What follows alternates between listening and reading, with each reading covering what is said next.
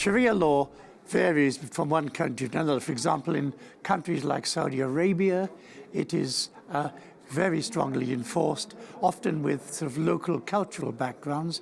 In other countries like Tunisia, far more modern, far more civilized, it is a much less pronounced role. But in 1990, the Islamic countries passed this Cairo Declaration.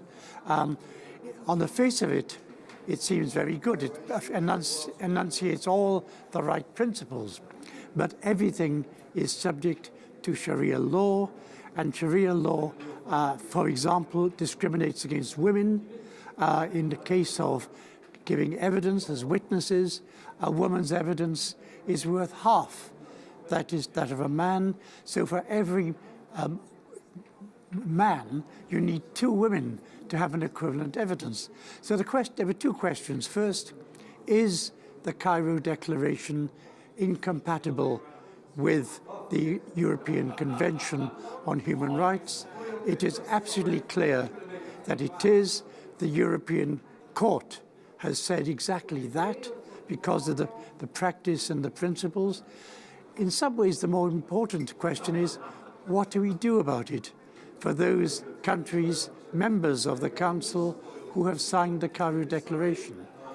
Either you are very undiplomatic and you shout at them and build barriers with them, or you try to persuade them that there is such a fundamental incompatibility and encourage them to change their views.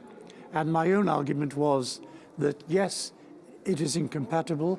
Already we know that the organization, the Islamic organization, is examining ways of improving.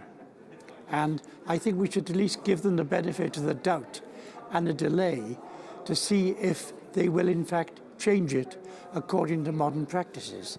That for us, therefore, the choice is either building bridges, in Pasarela, we're building bridges with the Islamic community, or building barriers with them.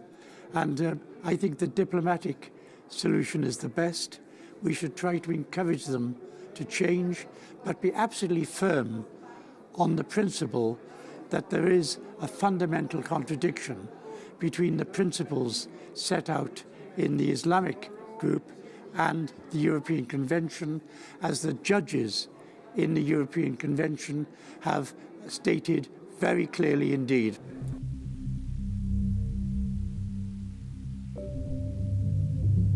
The countries, the relevant countries in the Council of Europe are, of course, Azerbaijan and Turkey, and there are a number of so-called partner countries which are members, and these include the Palestine Authority, they include Jordan, and they include Morocco.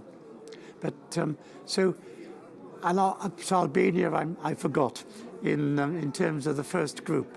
So hopefully they will look again at their membership and decide that, along with other colleagues, that there is this fundamental incompatibility and they should change.